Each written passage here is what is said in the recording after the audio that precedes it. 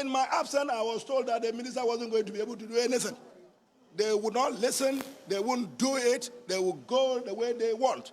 Well, I have only one other avenue. I mean, encouraging them to do it is a moral persuasion. If moral persuasion fails, there is a system in the country, there's a constitution. We operate by rule of law. You come to parliament and then you ensure that there are laws. The LI is to this extent.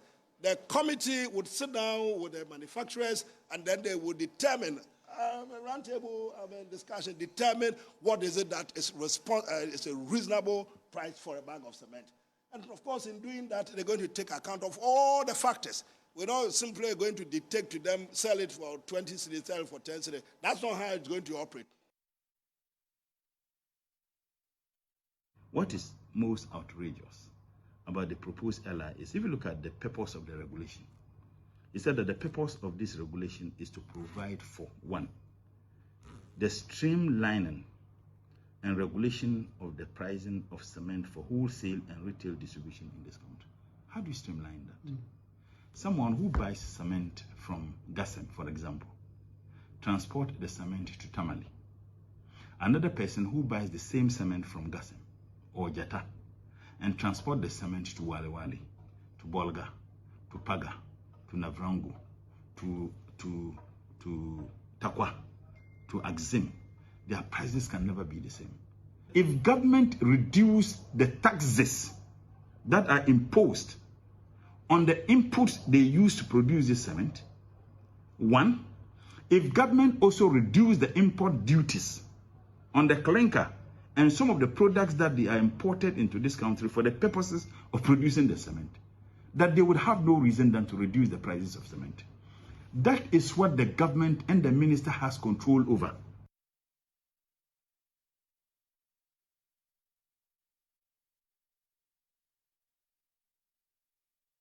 For a long time, you never see cement prices de-escalating.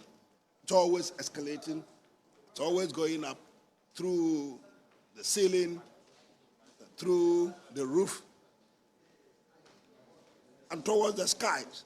Somehow, something has to be done about this. But I think it behoves on those in responsible positions in authority to ensure that the good people of Ghana are not fleeced.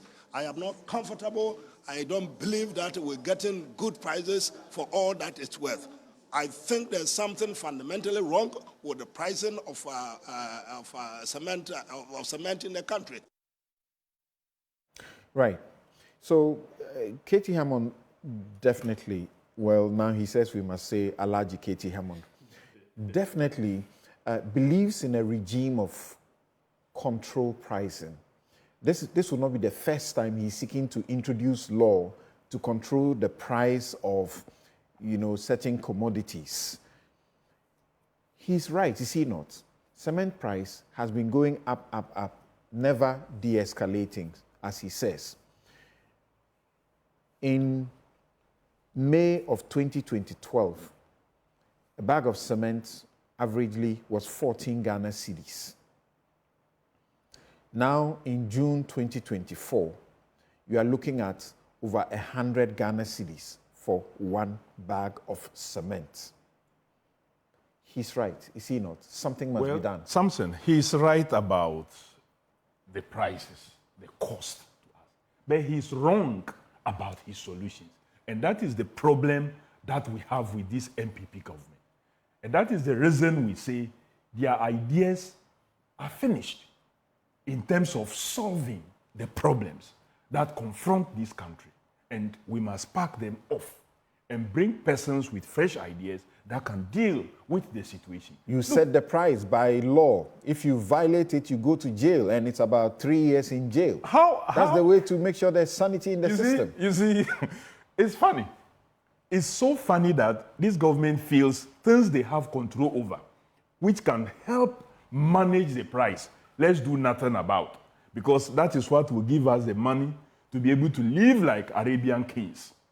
And let's continue to do things that will either stifle business or that will make the people suffer. What is it that you are talking about? What do they For have example- control over for example, in the pricing of cement? We all know that cement, clinker, is a major raw material that is used in the manufacturing of cement. It is imported. Government puts duties on this clinker, and this duty is dollarized. The charges the port also take from the companies that import this clinker is dollarized. So for every day that the government fails to manage the cedi well and it depreciates, they suffer. Because you are selling the cement in cedis and you have to change and pay either dollar index cedi rate or pay dollar. Again, they have only one berthing right at the ports. The terminal, only one terminal handles clinker import. As a result of that, there's always a queue. So demurrage, which would have been avoided, they are forced to pay demurrage. I don't understand that. That it is not the fault of the importer whose goods have been brought to the port, and yet they have to pay demurrage. They have to pay demurrage. It is the fault of the... Well, you pay demurrage based on the number of days that you spend there beyond the allowable time. I know, but it doesn't make sense to me, and it sounds to me to be unlawful because the person is not accruing demurrage because it's their fault. Well, unfortunately, Samson, that is what is happening. That is why we are saying this is where, if the government still had people with everything functioning right, these are the areas they should be looking at. Not coming to legislate that people will go to prison for selling above a certain price that you will fix. Again, your cedi is depreciating.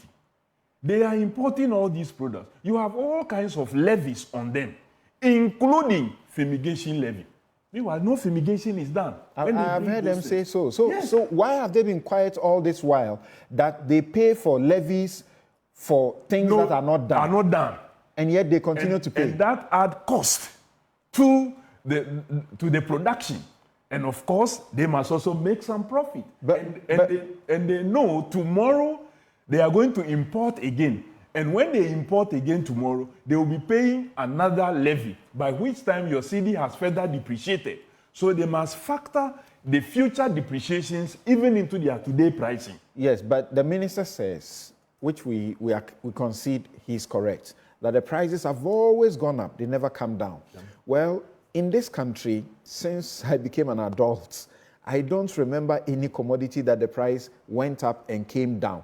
But I can tell for fuel because the price is regulated. Is that not so? Well, not only because it is regulated, but also we pay for certain services that is rendered in the chain. For example, you and I, when we buy a liter of fuel, we pay for the transportation of fuel. So when fuel is moved from, say, Tema to, say, Bolga or Boku, the OMC don't pay for the cost of transportation. We pay. So there is a fund called the UPPF. There's a levy on every liter that is used for that payment. So it doesn't matter if you are transporting fuel to Boku or transporting to just the frontage of Joy FM here or just within Tema. There is something to equal it. Is the minister suggesting that we are going to introduce another levy on cement so that when you are moving cement to, say, Tema, or you are moving to Boku, or you are moving to Wale Wale, or you are moving to anywhere, that uniformity will then exist? That cannot happen. We already have so many levies. And so the minister is absolutely wrong. What he needs to do, and he's been so arrogant, and that is one key thing about this government. They are so arrogant, but they present themselves as listening. Engage those in the industry. They will tell you the areas you must look at. He says the cement manufacturers who have taken a petition to Parliament insisting on consultation, he says that they can't find it in the law or in the Constitution, that he's required to consult them before he does what he's doing. You see, is there anything in the law that says they should consult? Samson, the whole Constitution, it is the people of this country upon whose right the Constitution has been designed. So consultation is part of governance. Any government that says it doesn't believe in consultation, does not deserve to govern the country. Then you've turned that republic into a banana republic. Consultation is key. That is where you can refine things and bring up the best what of do you us. say is the solution? Because you are saying that the government has become bankrupt of ideas. What's the solution? Well, Samson, the taxes on the material that is imported for cement production must be looked into. Increase the berthing spaces for the clearing of what? Clinker and other related materials like limestone and what have you. When you do so, demurrage will If it's so easy to do, you don't think they would have well, done it? it's so possible. If a government believes that you have housing deficit and cement is a key component of construction, if a government believes that infrastructure is key and cement is a key component, you will begin to look at things that you can reduce. So you make the price of cement a bit lower for persons to be able to afford, including if You just said the economy is broke, which is a fact. And I'm saying and that- you are saying that in the broke economy where you need more taxes to prop it up, we should rather be reducing Samson, taxes. what we need is the government to reduce its size, not to begin to appoint persons who have already been appointed and make them ambassadors at large, not to increase size of government. Look at what Cote d'Ivoire did. When they are faced with the problem, the old man there decided to decrease the size of what? Government. Many are doing same. What did we do here? We said to hell with us. We didn't say that. We didn't say that. We all criticized Akufo-Addo for doing I'm saying that, in excess yeah. of 120 or We so criticize ministers. that the government says to hell And with he us. reduced it. He And I'm reduced saying it to that 80 something. What is correct? happening today? He reduced it, but now he's increasing it. Go to various boards that are not, corporations that are not performing. You can count as many as 2 deputy MDs, 3 deputy MDs, institutions that used to be We'll run come by to that just one subject. MD. We'll come to that subject. In Alan Tremantin's blueprint, he says he's seeking to cut out all of these. Let's go to Frank first before we go to Dr. Theo Champong. And gentlemen, I want you to be as brief as you can. Get to the jugular for me on this matter. And then we will speak to, I'll go to Dr. Theo Champong and we'll go to the Professor Alex Dodu, who is Director General of the Ghana Standards Authority and Chairman of the Cement Manufacturing Development Committee established under the LI 2480. Dr. Theo Champong, I was using the petroleum sector analogy. You don't think that K.T Hammond, Alhaji K.T Hammond is taking inspiration from there to help all of us? Because now we just can't afford it. I was doing a project, I just stopped because, and you stop and hope that maybe the next few months or so things will go down and you only see that they go up. And you don't know whether if you stopped, you went or you came.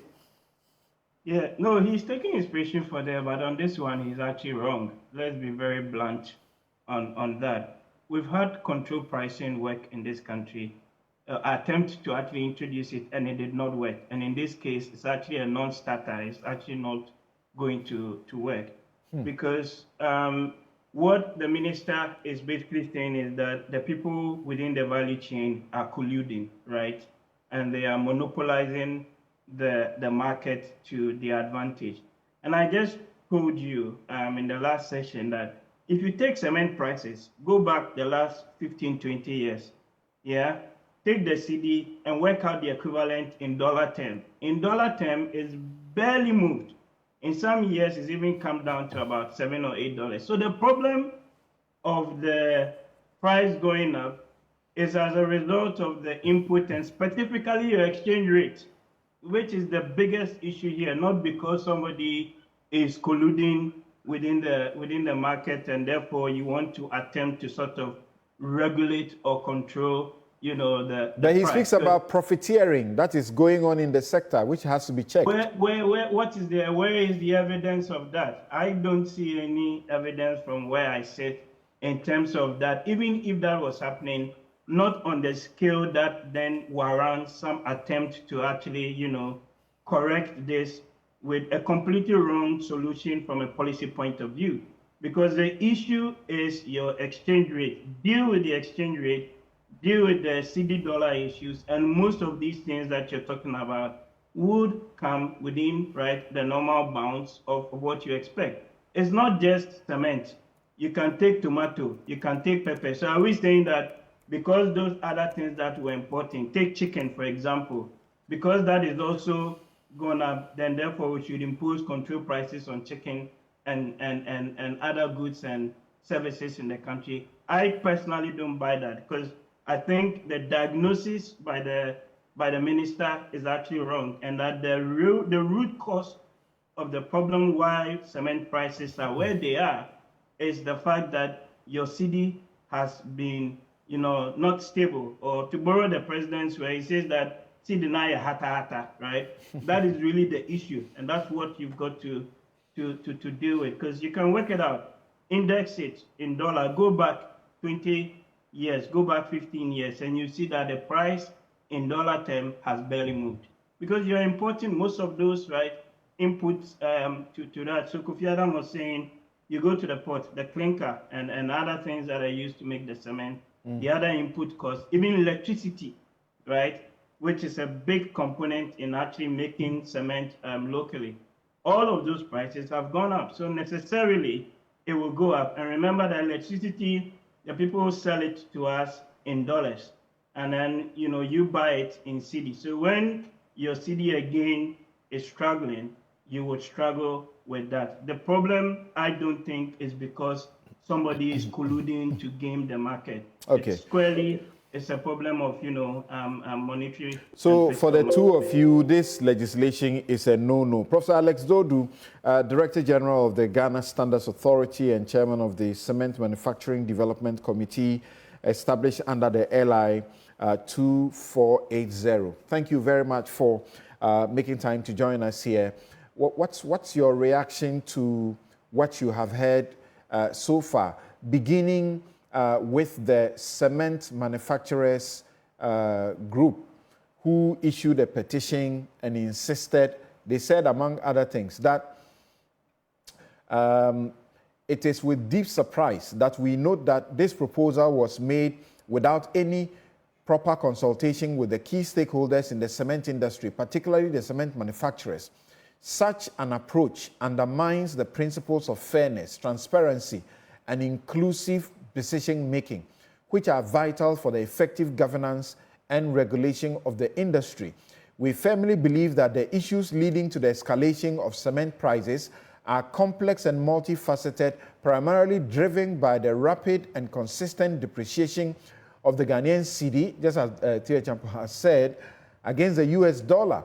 Addressing these challenges requires a comprehensive understanding and collaborative effort from all relevant parties, including the Ministry of Trade and Industry, cement manufacturers, and other stakeholders. This is Dr. George Dawson Amwa, Bishop, CEO of the Chamber of Cement Manufacturers Ghana, saying, but the minister says there's no law requiring him to do this sort of consultation with him, so sort of they can go to hell. Yes, Prof. Something. Let me sort of situate this correctly. Cement manufacturing in Ghana hitherto has not been regulated. This has led to the siting of cement in areas where we would rather not have cement factories. And you've carried this previously, so I will not dwell too much on it. So government felt it's about time that there is a regulation specifically, one, to regulate where cement factories could be located, two, to register you before you can even sell cement, three, to regulate the manufacture, production, supply, sale, and distribution of cement. So that LI 2480, known as the Ghana Standards Authority Manufacture of Cement Regulations 2023, came into effect. The committee itself was inaugurated on the 8th of March this year. And I would also like to correct a few things. There has been consultation with the cement manufacturers. So this is what has happened. I had questions about whether Honorable K.T Hammond wants to move cement into the same way as petrol. Indeed, the Honorable Alhaji Minister has stated categorically that His experience in the industry, energy ministry, makes him believe that cement and petrol could be viewed in the same way in terms of how Ghanaians use them and how they must be somehow regulated to provide relief to Ghanaians. So at the inauguration of the Cement Manufacturing Development Committee, he made a clear call. One, could the committee, which includes AGI and the cement manufacturers represented by their chamber, can they examine the possibility of a UPPF for cement, that's the Unified Petroleum Pricing Fund, a cement equivalent? And two, what can be done about cement? The committee was inaugurated on the 8th of March. We have met 5 times. And at each meeting, we have brought the issue of cement pricing transparency. What we informed the minister is that, look, the pricing of cement is multifaceted. From our studies, definitely, there is a correlation between cement prices and the exchange rate. But that is not all.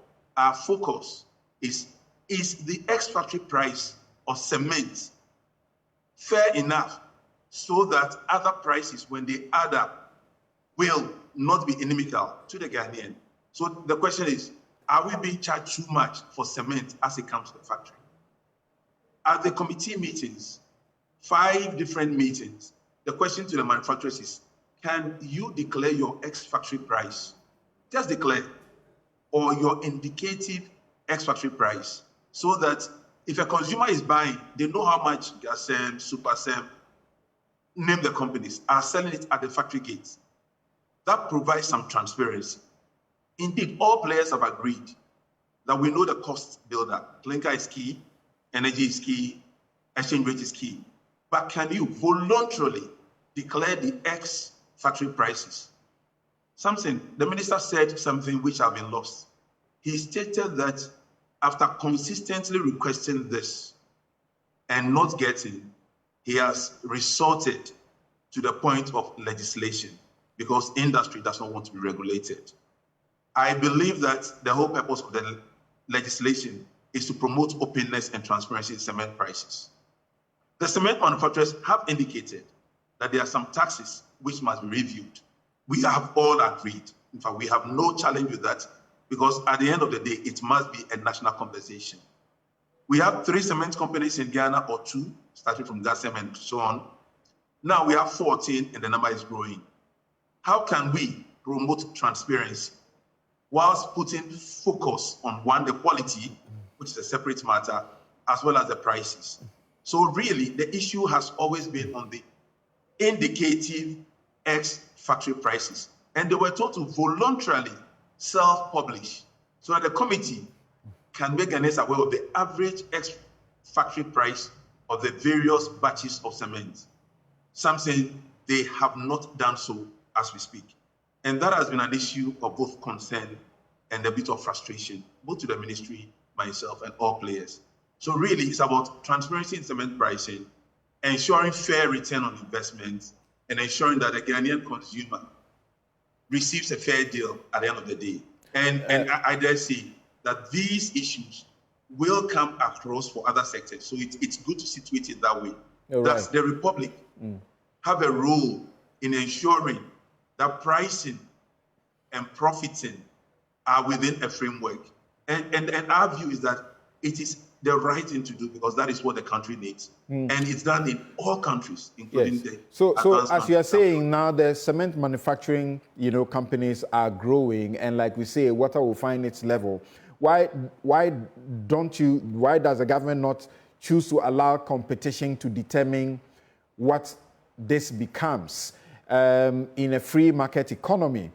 And the other question has to do with, do you find that the government is amenable to some of the suggestions they make about the taxes for the materials they import, the docking, which I find illegal really, that if I am bringing my goods to the port and you expect me to clear it within 3 days and I'm unable to do so because it is your fault, why should I pay demurrage on that? The question of clinker. We understand that there's an entity that is trying to use a local alternative so that you don't have to import. Why are we not encouraging? Where do you look at all of these factors in the mixture? So let me take the three because I think I'm quite intimate with the discussions. Number Great. one, the minister has been frustrated because economics dictates that as demand expands, prices will fall. But it's not happening. Indeed, what is happening is that Ghana's installed capacity for production of cement is about 18 million tons, metric tons. But our demand is about 9 or 8.5. So basically, the companies are not producing as much, so that prices will remain reasonably high. So demand and supply are not happening because they can produce so much, but they are not. And of course, it's a business practice that one cannot fault them. Businesses have to make a decent profit. So our point is that let's work on the factory gate, and I'll not belabor that point. But in the cement industry, the fact is that the laws of demand and supply do not appear to work. Is it because they meet to decide that I think I do not have the capacity to interrogate that, and I'll skip that for another day? Now, the issues of the taxes, we have engaged the industry. They made a point which every Ghanaian would be concerned about. The Standards Authority have done research, and we have noticed that some particular players believe the only way to compete is to reduce the quality of cement. We did close down 3 of them, and I can assure you, in the coming days, a lot more will be closed down. Because there's one thing we will not compromise on: quality. Finished. Now, on the issue of prices, they mentioned the various taxes which can be looked at.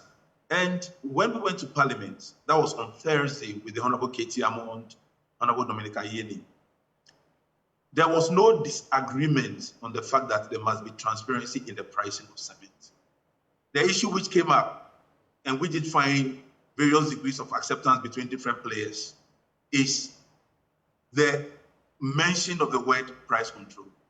I would say that the legislators, as we do in legislation, are still jaw-jawing to find out what is the best fit, which will not reduce the image of Ghana as a country that promotes free markets.